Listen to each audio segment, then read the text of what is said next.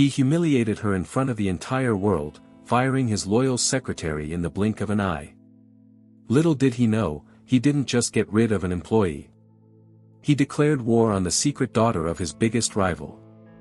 This is the story of how one man's arrogance ignited a fiery tale of revenge, drama, and an unexpected love story. Have you ever felt completely and utterly invisible? Like your hard work meant nothing? That gut-wrenching feeling of being taken for granted is exactly where our story begins. It's a feeling that connects a powerful boss, Franklin Stone, to a seemingly ordinary woman, Martha Simpson, whose secret identity is about to become his undoing. Get ready to dive into a world of power, betrayal, and the kind of plot twist you won't see coming. What you're about to witness isn't just another rich man poor woman tale. It's a deeply emotional, heart-touching roller coaster that promises a surprise at every turn, proving that sometimes the quietest people have the most shocking secrets. The stakes are impossibly high. We're talking about an empire on the verge of collapse, a desperate search for redemption, and a fight for a true love that was born from the ashes of betrayal. This journey is guaranteed to be nothing short of life-changing. So, if you're ready for a story that will keep you on the edge of your seat, comment the word revenge down below. Hit that like button as a sign that you believe in karma, and share this with a friend who loves a powerful comeback story. And make sure you subscribe and turn on notifications, because you won't want to miss a single second of this. Well, it was a day like any other at Stone Enterprises, which is to say, the air was thick with tension and ambition. Franklin Stone, a boss whose reputation preceded him, stood before his entire staff, his voice cutting through the silence like a razor. He was about to make an example of someone. The target? Martha Simpson, his quiet, unfailingly loyal secretary. It was a brutal display of power, a public execution of a career meant to send a clear message to everyone watching: no one was indispensable in his kingdom. This was corporate drama at its most visceral and cruel. He listed her supposed failures with a cold, detached precision, each word a carefully chosen stone designed to build a wall of shame around her. She stood there, taking it all in, her expression unreadable. For the onlookers, it was a shocking spectacle, a reminder of their own precarious positions. For Franklin, it was just business.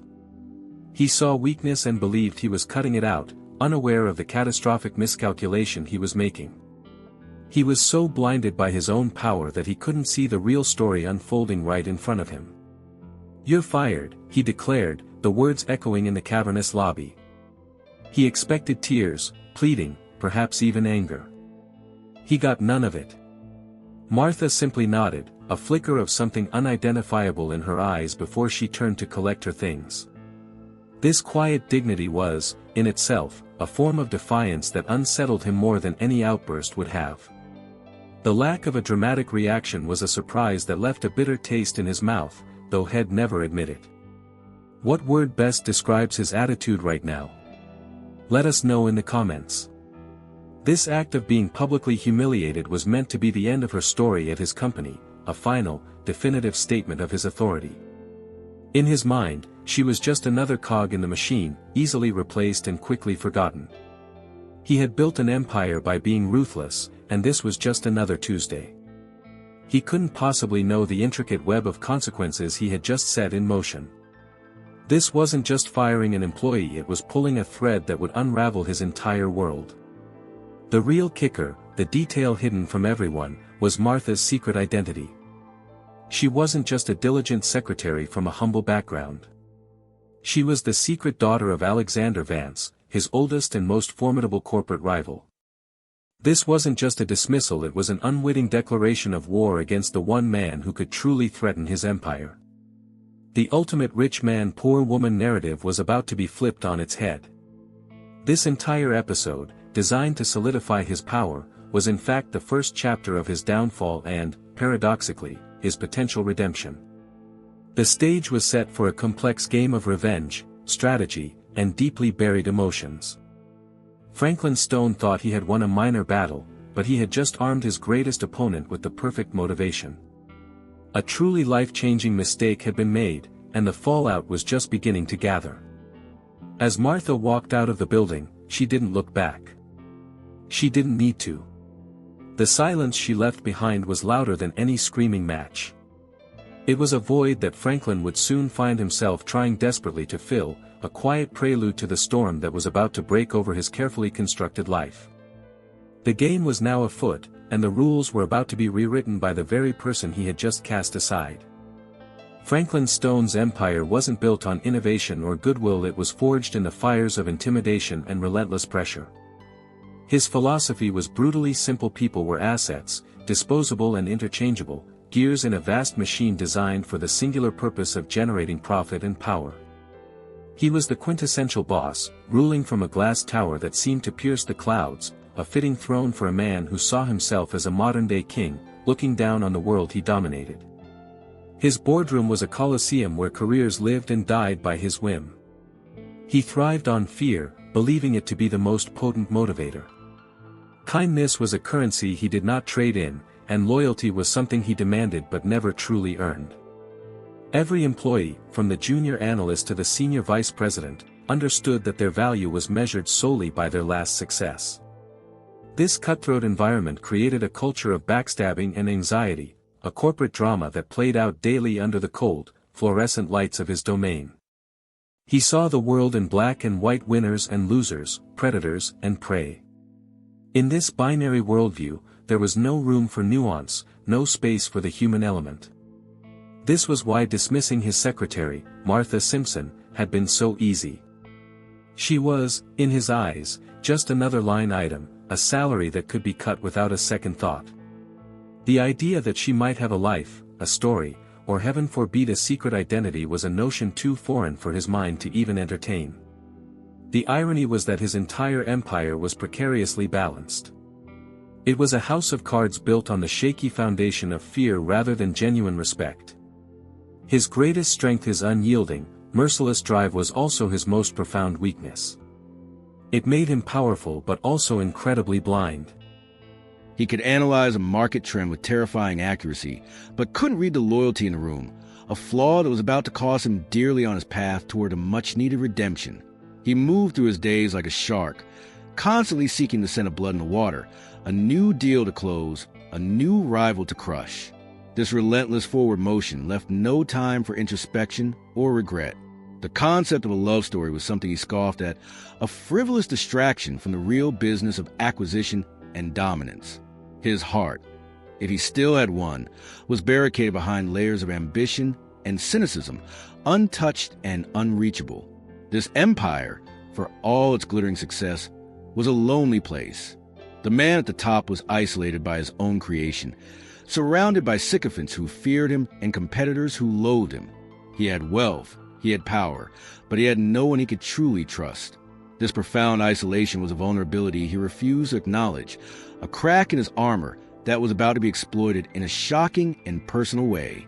And so, he continued his reign, completely unaware that the world he had so meticulously built was about to be shaken to its very core. The dismissal of a single employee, an act he had already forgotten, was a butterfly wing flap that would soon become a hurricane. The foundations of his power were not as solid as he believed, and a storm was coming. In the glittering, high-stakes world of Franklin Stone, Martha Simpson was part of furniture. As his secretary, her role was to be efficient, invisible, and perpetually available. She managed his chaotic schedule with a grace and foresight that bordered on clairvoyant, anticipating his needs before he even knew them himself. Her work ethic was flawless, a quiet symphony of competence that ensured the smooth operation of his entire professional life. And for this, she was consistently and utterly overlooked. Franklin treated her with a casual condescension that was a constant, low-grade hum of disrespect. He rarely made eye contact, often referring to her as a desk or simply snapping his fingers for attention. He saw her not as a person, but as a function, an extension of his own will. This dynamic was a classic rich man, poor woman trope, played out in the sterile environment of a corporate office, a daily exercise in being undervalued. What single word would you use to describe Martha's resilience? Tell us your thoughts. Despite being humiliated in small ways every single day, Martha never faltered. She absorbed the pressure, the last-minute demands, and the thankless tasks with an unwavering calm. Her colleagues saw her as meek, a doormat. They couldn't see the sharp, analytical mind working behind her quiet demeanor, the intelligence that processed every interaction, every piece of overheard information, every corporate maneuver. Her unassuming presence was the perfect cover for her secret identity, allowing her to observe the inner workings of her father's biggest rival from the inside. This life of being underestimated had become her armor. It allowed her to move through the world unseen, gathering knowledge and insight that no one would ever willingly offer to the daughter of their enemy. Every condescending remark from her boss only fueled her resolve. She wasn't just working for a paycheck, she was on a mission, playing a long game that required immense patience and control. It was a lonely, emotionally taxing role, a personal drama hidden in plain sight. Her loyalty, the very thing Franklin would later accuse her of betraying, was a complex performance. She was loyal to the job she was tasked to do, performing her duties to perfection. But her true allegiance was to her family and to a future plan that was slowly taking shape. This duality was a heavy burden, but one she carried with quiet strength that was her defining characteristic. It was a strength Franklin was completely incapable of seeing or understanding. Beneath the surface of this unassuming secretary was a woman of immense depth and capability. She was living a life that was anything but simple, navigating a treacherous path between two warring corporate dynasties. The constant need to suppress her true self, to play the part of the meek employee, was a daily challenge. Yet, it was this very challenge that was sharpening her skills, preparing her for the inevitable confrontation that was to come. And so she continued, the overlooked and underestimated woman in the corner office, a silent witness to the machinations of a ruthless empire. She was a ticking time bomb, a secret waiting to be revealed. The more she was ignored, the more powerful she became, a paradox that would soon explode in a truly life-changing fashion. One day, in a fit of pique over a minor scheduling error, Franklin decided to teach his secretary a lesson. He concocted an impossible task, a research project so complex and with a deadline so tight that failure was a near certainty. It was a setup, a cruel power play designed to overwhelm and break her, a way to justify his constant condescension.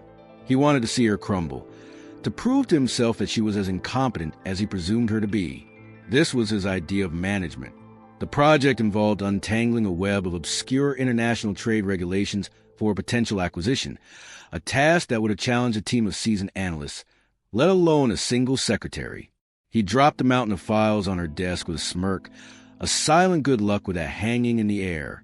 For him, this was just another move in the daily drama of his office, a way to assert dominance.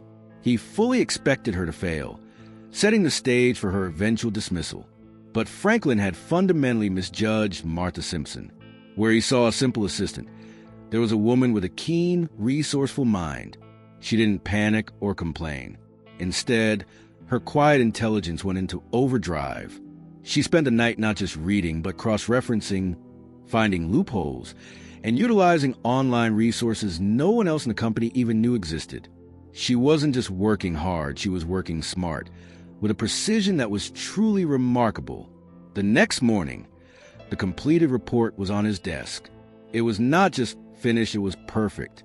It was concise, insightful, and included a strategic summary that was more brilliant than anything his own high-paid team had ever produced. When he read it, Franklin felt a sensation so foreign he could barely identify confusion. It was a surprise, a small anomaly in his perfectly ordered world that he couldn't immediately explain away. The seed of doubt about who she really was had been planted. He didn't praise her, of course. That would have been an admission of his own misjudgment.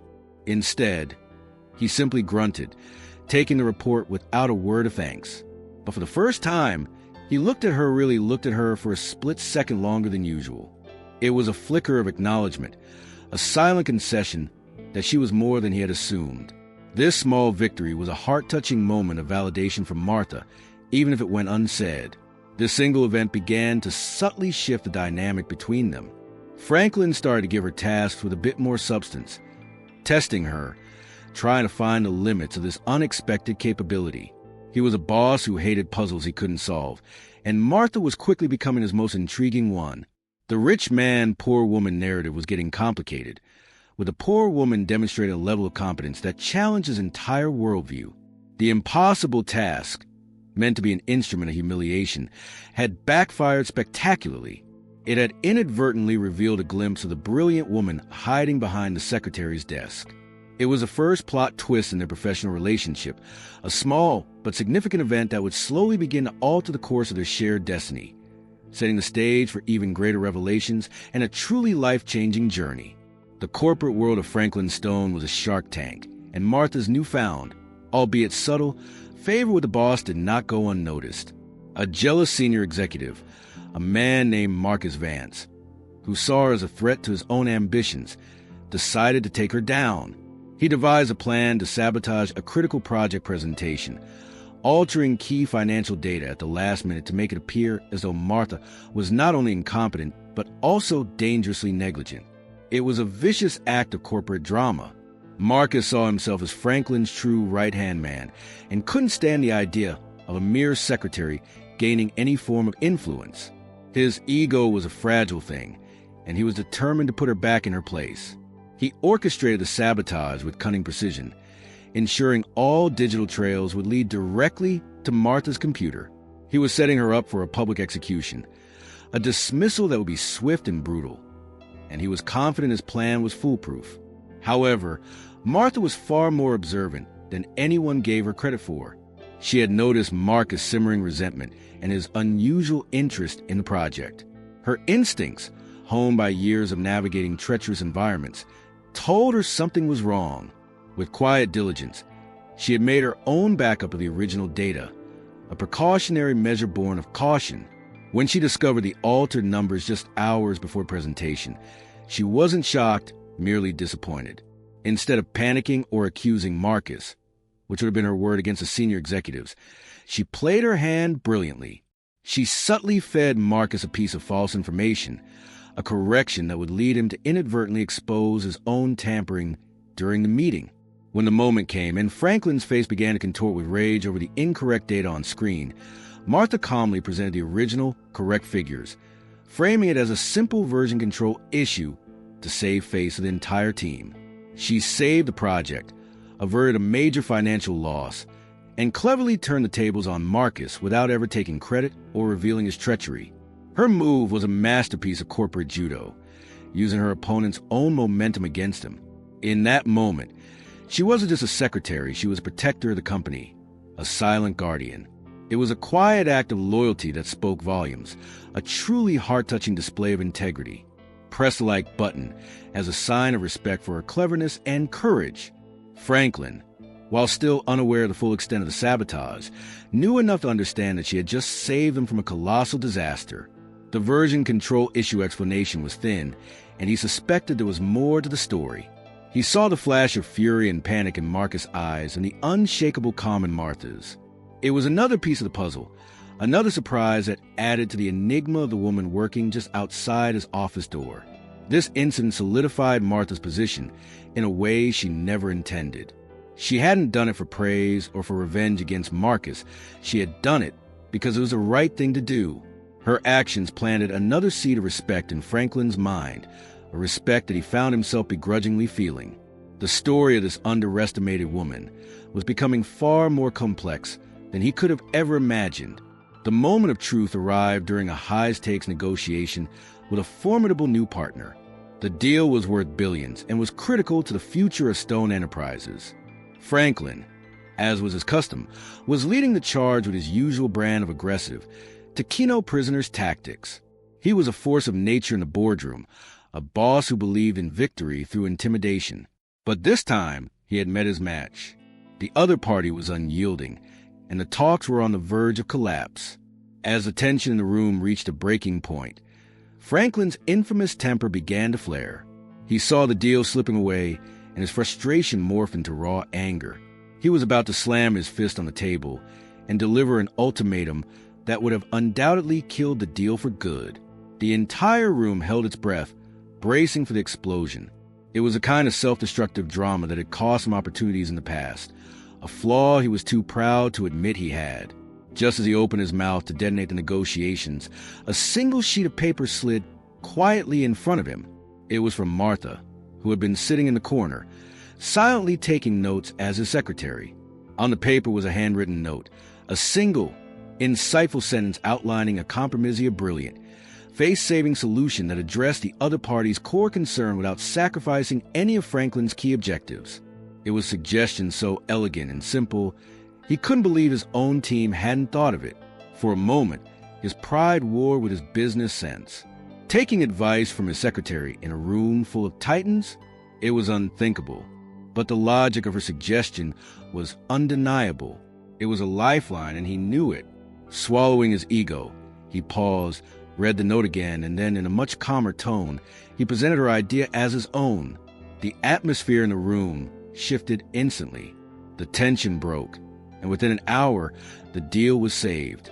He didn't acknowledge her contribution in the meeting, but the silence on the car ride back was filled with his unspoken thoughts. He was forced to confront a truth that was becoming increasingly obvious. Martha Simpson was not just an efficient assistant.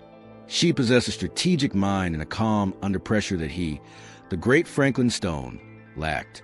It was a humbling and deeply unsettling realization, a shocking blow to his own self-perception.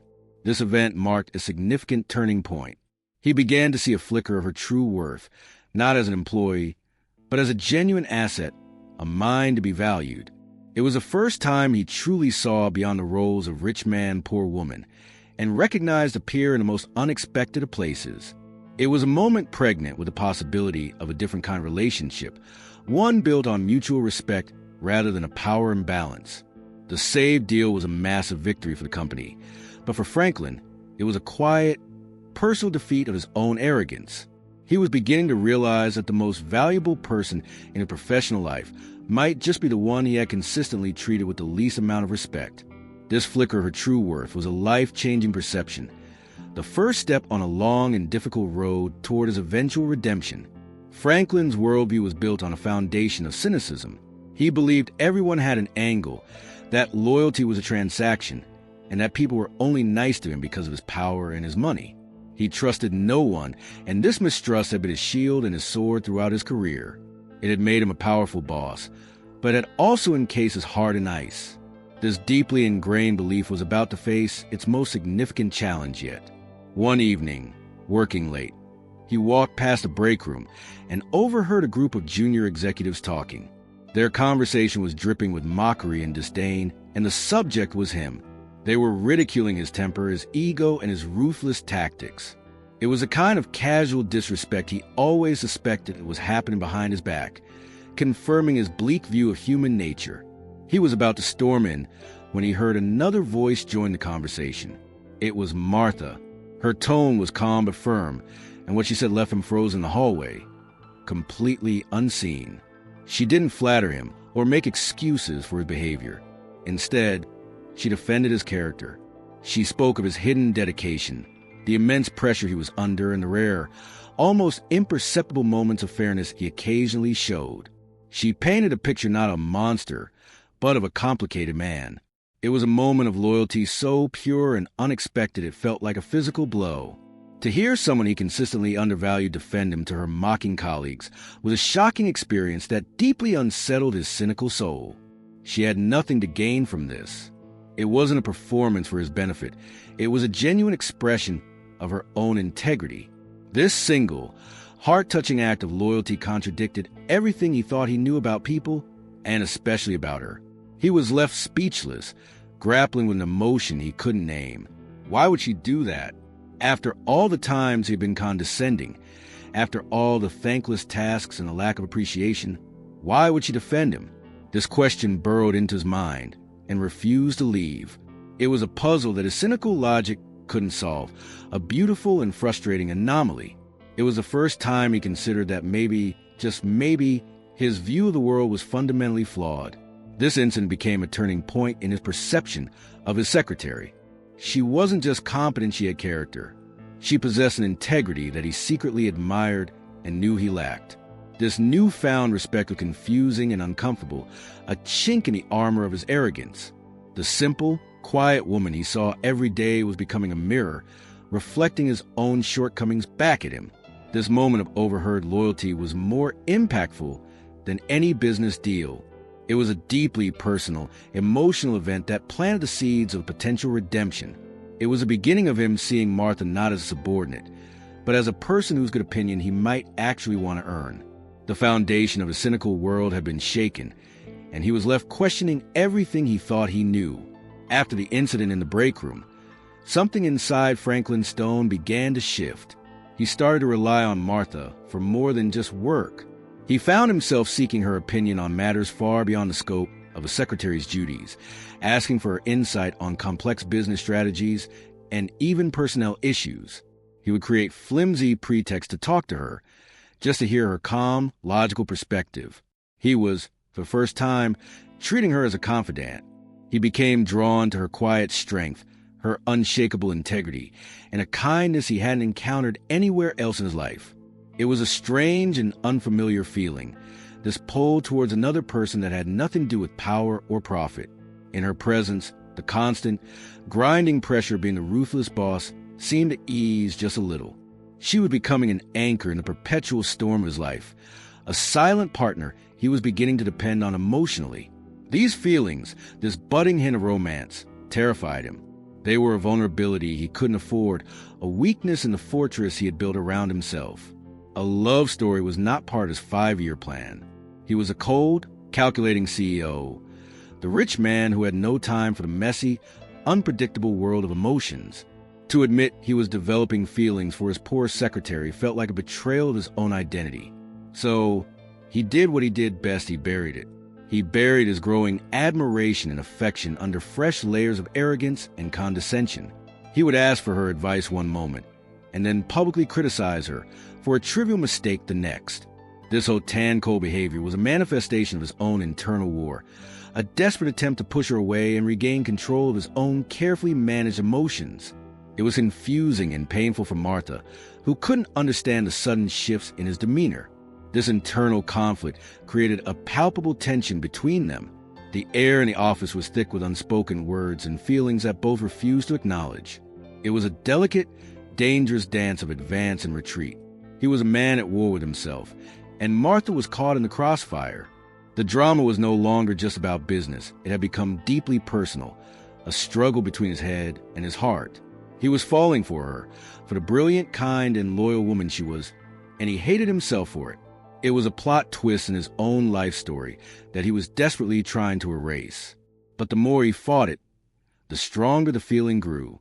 He was losing control, and for a man like Franklin, loss of control was the one thing he feared more than anything else in the world. This emotional turmoil was leading him to a precipice. His inability to reconcile his feelings with his identity was making him erratic and unpredictable.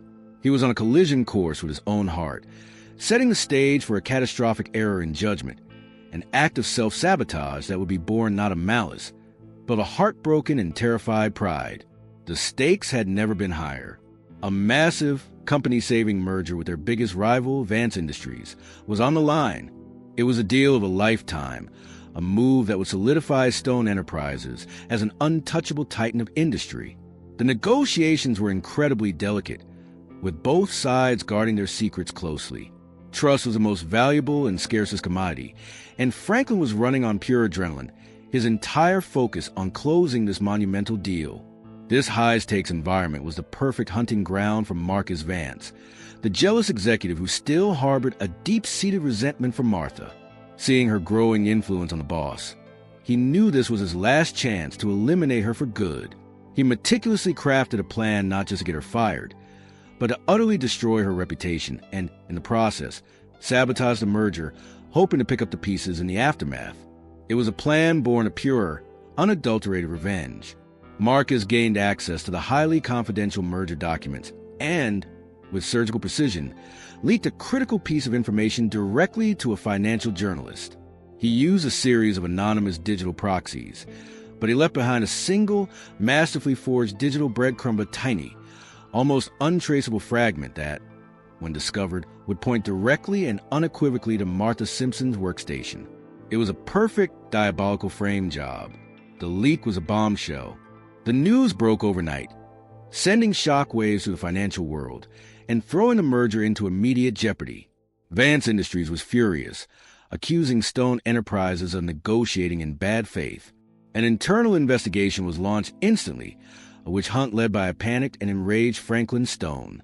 He needed a scapegoat, and he needed one fast, to show his potential partners that he was taking the breach seriously. The digital breadcrumb was discovered, just as Marcus had planned. The evidence, though fabricated, was damning. It showed the leak originating from Martha's computer at a time when only she was in the office. To anyone looking, it was an open and shut case of corporate espionage. She, the quiet, unassuming secretary, was painted as a traitor, a spy who had betrayed the company for personal gain.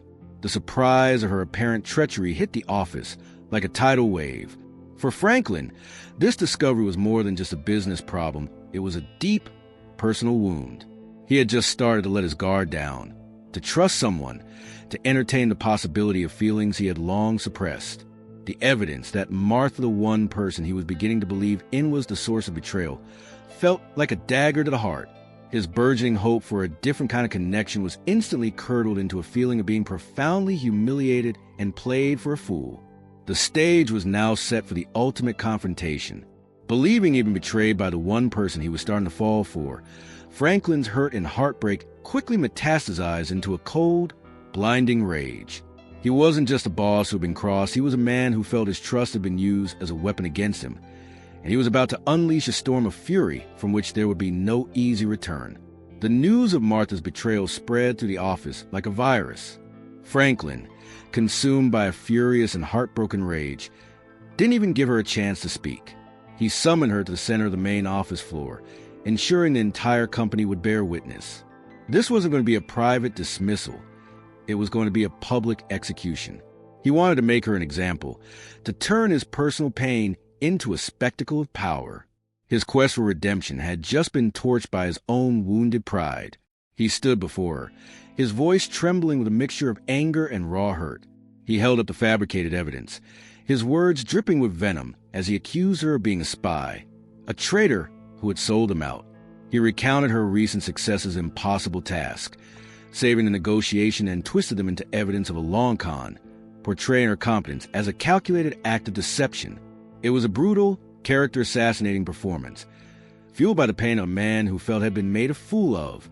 If you were her, what would you have said in your defense? Let us know. Martha stood there, absorbing the tirade, her face a mask of shock and disbelief. She tried to deny it, her voice barely a whisper, but he cut her off, refusing to listen. In his mind, her quiet demeanor was no longer a sign of integrity. It was the mark of a cunning liar. He, the powerful boss, the master of reading people, had been completely deceived by his own secretary.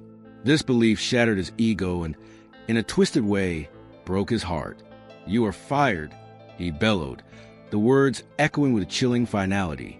"Get your things and get out of my building. I never want to see your face again." He humiliated her in the most profound way possible, stripping her of her dignity in front of the very colleagues she had quietly supported. It was a deeply emotional and scarring scene, the absolute low point in their complex and unspoken love story.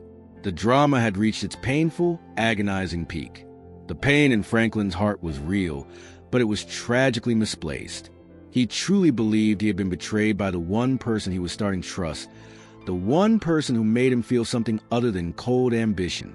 This perceived betrayal allowed him to slam the door shut on his own burgeoning feelings, retreating back into the safety of his cynical fortress. He chose anger over vulnerability, destruction over understanding. As security escorted a stunned Martha from the building, a chilling silence fell over the office. There was no sense of justice, only a profound and uncomfortable sadness. Franklin stood there, breathing heavily, expecting to feel the relief of having excised a traitor. Instead, all he felt was a vast, hollow emptiness. He had torn down the one person who had shown him genuine loyalty, and he had done it in front of the whole world. This act, born of heartbreak and pride, was a terrible, irreversible mistake. It was a false defeat in his own life story, the moment he chose his demons over his potential for happiness. He thought he was cutting out a cancer, but he had just cut out his own heart, setting in motion a chain of events that would bring his empire and his entire world to the brink of utter collapse. With Martha gone, the carefully balanced ecosystem of Franklin's professional life immediately began to unravel.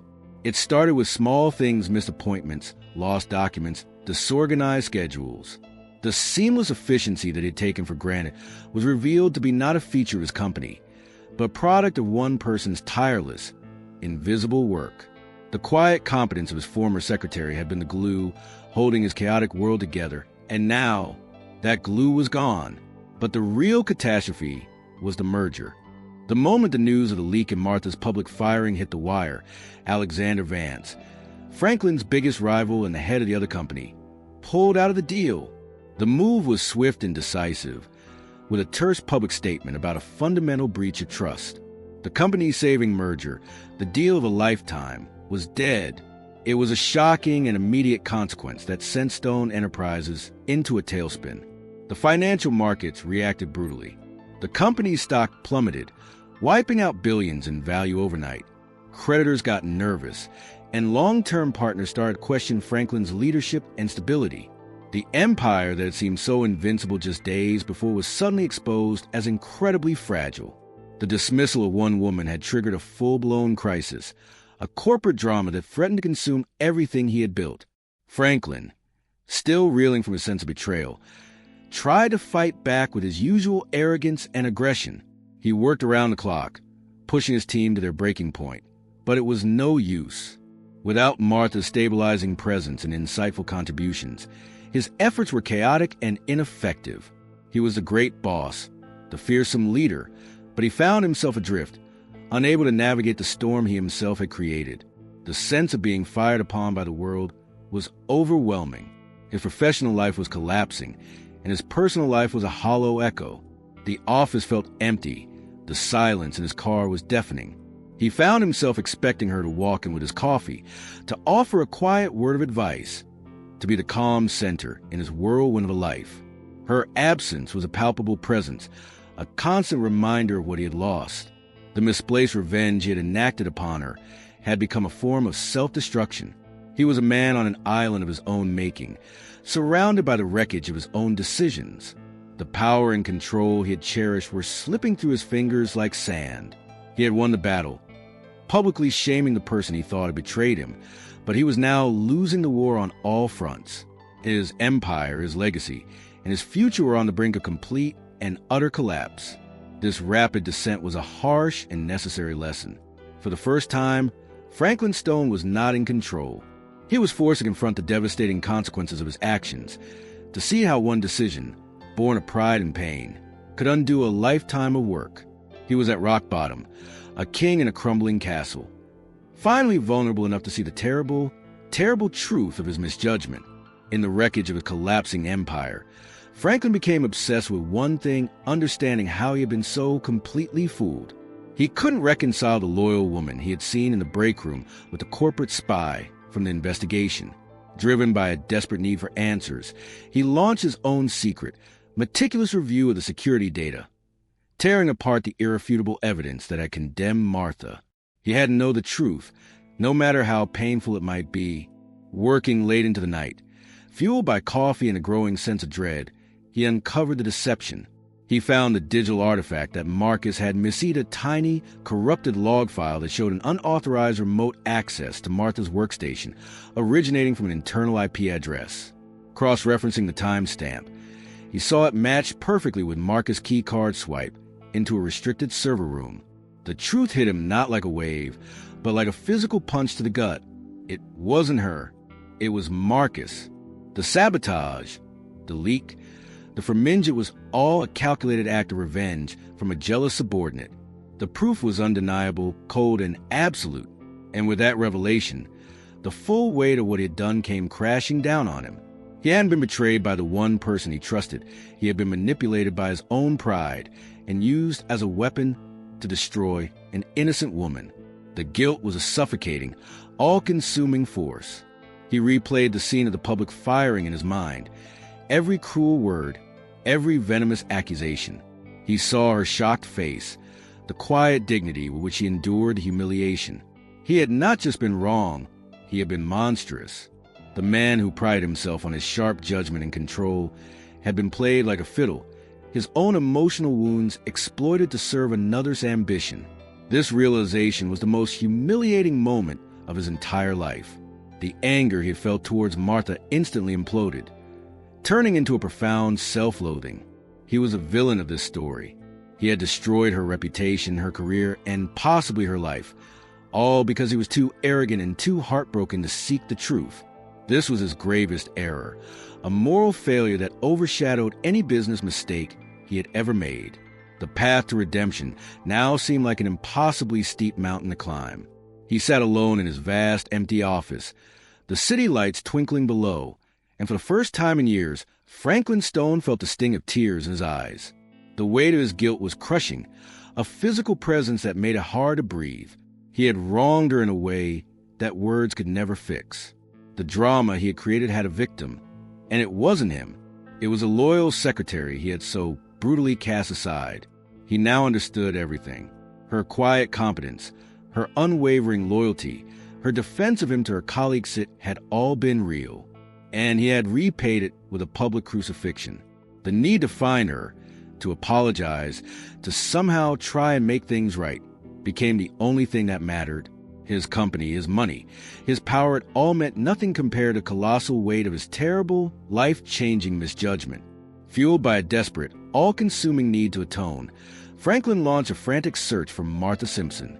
He poured all his resources into finding her, hiring the best private investigators money could buy. He had to find her, to look her in the eyes and deliver the apology that was eating him alive from the inside. This wasn't about saving his company anymore. This was about saving a small piece of his own soul, a piece he didn't even know he had until he threw it away. But Martha had vanished. It was as if she had ceased to exist. She wasn't at her old apartment. Her phone was disconnected, and her online presence was scrubbed clean. Every lead turned into a dead end. Every trail went cold. She had disappeared without a trace, a ghost leaving behind only the memory of a grave injustice. This vanishing act was a shocking testament to how thoroughly she wanted to sever all ties with her former life. Days turned into weeks, and the search yielded nothing. With every passing day, Franklin's desperation grew into a quiet, gnawing panic. The emptiness in his office was now a reflection of the hollowness inside him. He found himself staring at her empty desk, remembering the small, humanizing details, the way she organized his pens, the single small plant she kept by her monitor. These memories were now haunting reminders of the person he had driven away. It was during this desperate search that he was forced to confront the true nature of his feelings for her. It wasn't just respect or admiration. It wasn't just guilt. He was in love with her. He realized it too late, in her absence, in the deafening silence she had left behind. This was the cruelest plot twist of all. He had found the one person who could have completed his life, his one chance at true love, and he had personally and brutally destroyed it. The realization that she was gone for good and that it was his own fault was a pain far worse than any business failure. He, the great Franklin Stone, the powerful boss who could have anything he wanted, was utterly powerless to fix the one thing that truly mattered. He had let his pride and his fear of vulnerability destroy the most precious thing that had ever entered his life. This was the ultimate emotional consequence of his actions. His frantic search was not just for her, but for a piece of himself. He had seen a glimpse of a better man in her presence, a man capable of more than just ruthless ambition. Without her, he was just a caricature. He had always been a lonely rich man in his empty castle. He had finally understood what she meant to him, but it was a lesson learned in the most painful way imaginable. The hope of ever finding her began to fade, leaving him with nothing but his crushing guilt and the agonizing reality of his loss. He had pushed her away, and she had responded by disappearing so completely that it felt like a final judgment on his character. He was left alone with his regret, a man who had finally realized what he wanted, only to understand he could never have it. His empire was in a death spiral, and his personal life was a wasteland of regret. Franklin Stone had only one card left to play. With nothing left to lose, he did the unthinkable. He reached out to his lifelong rival, Alexander Vance, and begged for one last meeting. He was ready to sacrifice his pride, his company, his legacy, anything to stop the bleeding and maybe, just maybe, earn a sliver of peace in the guilt that consumed him. Arranging the meeting was a profoundly humiliating experience.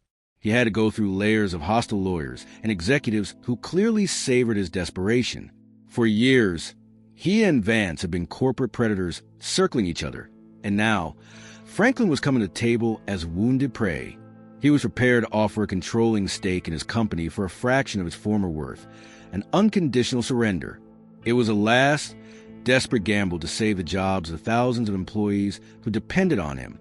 On the day of the meeting, he walked through the gleaming, opulent lobby of Vance Industries, a place he had only ever viewed as enemy territory.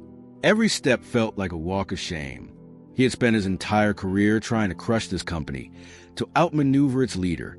Now, he was coming to beg for mercy. It was a bitter pill to swallow, a testament to how far he had fallen. The mighty boss was about to be brought to his knees. He steeled himself for the confrontation, expecting to face the cold, triumphant gaze of Alexander Vance. He had rehearsed his apology, his desperate plea, his concession speech. He was ready to endure the gloating, the "I told you so" lecture that he so richly deserved. This meeting wasn't about winning, it was about accepting his defeat and trying to salvage something from wreckage. It was a final act in the drama of his professional downfall. His heart pounded in his chest as he was led to the main boardroom. This was it, the culmination of his life's work, ending not with a bang, but with a whimper. He thought of Martha, the ghost that haunted his every waking moment. In a strange way, he was doing this for her, to prove to a world where she no longer existed that he could, at the very end, do something selfless. This was his painful, private attempt at redemption. He smoothed down his tie, took a deep breath, and pushed open the heavy boardroom doors. The room was intimidating, with a long, polished table and floor-to-ceiling windows overlooking the city. At the far end, silhouetted against the bright light, sat the figure who held his entire future in their hands. He prepared himself to face his enemy, to finally pay the price for his arrogance and his mistakes. But he was not prepared for what he was about to see. The world he knew, the reality he had accepted, was about to be shattered into a million pieces.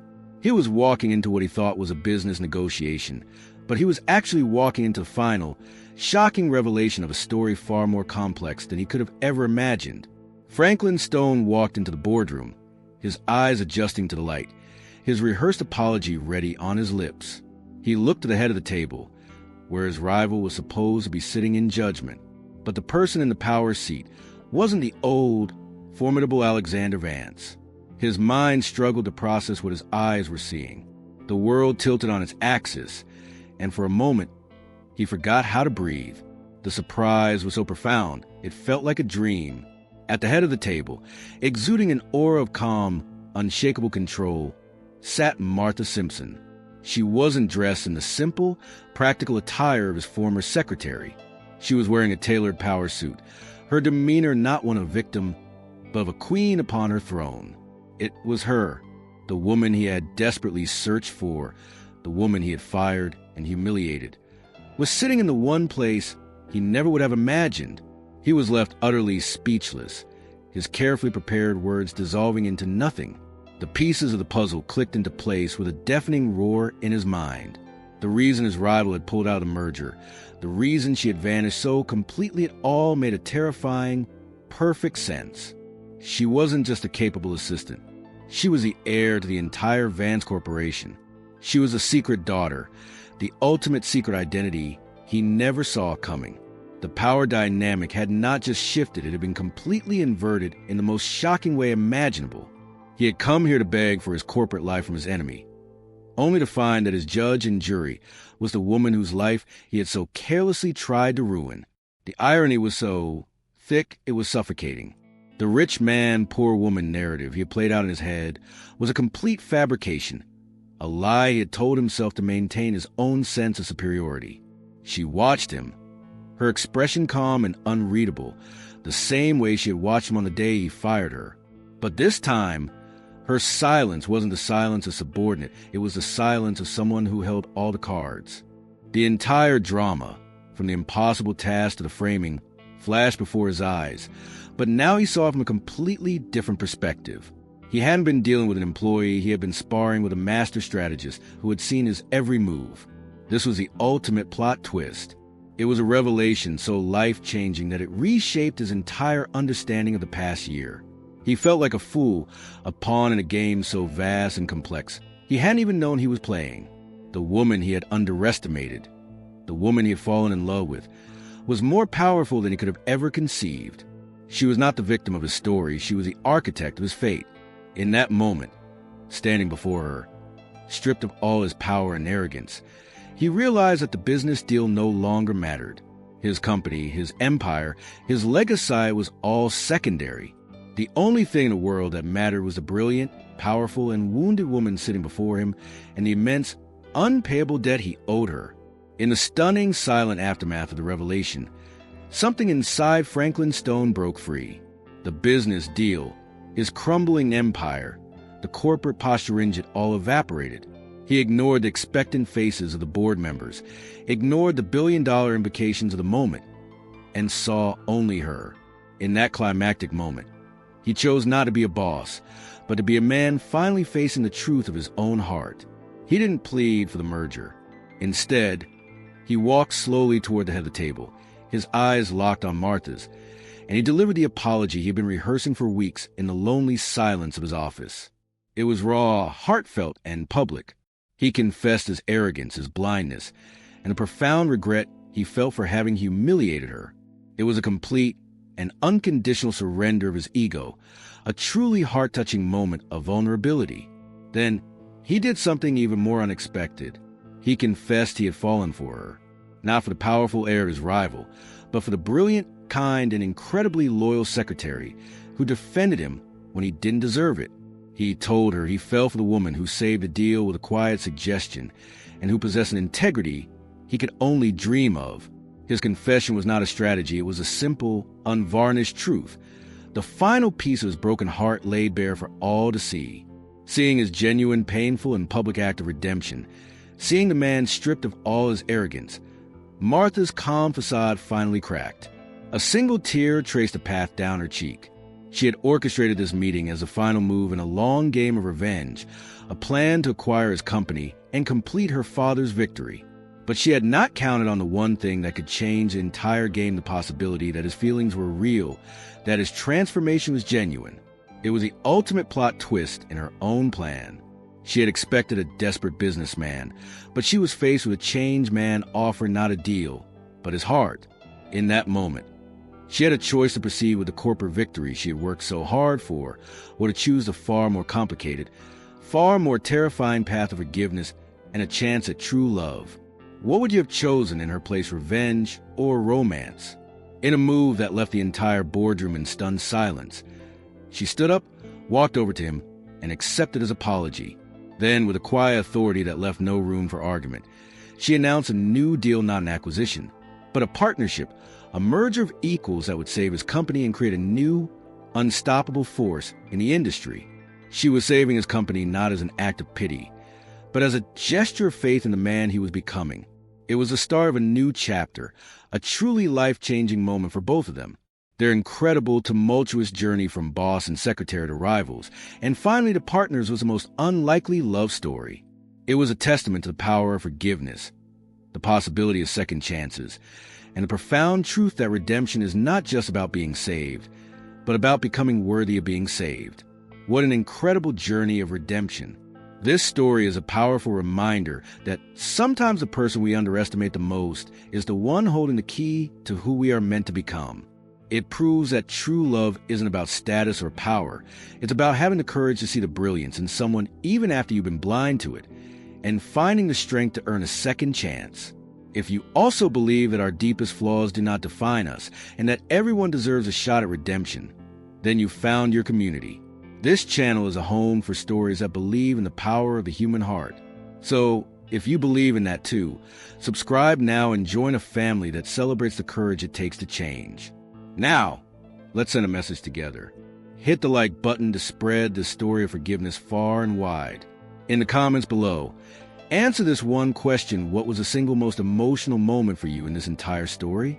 And finally, share this video on a mission, send it to one person who needs to be reminded that even our worst mistakes can be the start of something beautiful. And the journey doesn't have to end here.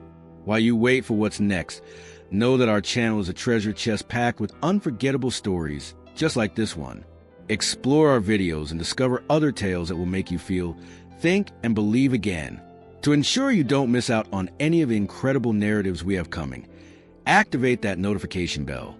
You won't want to be on the outside looking in when the next emotional, life-changing story drops. We have so much more to share with you,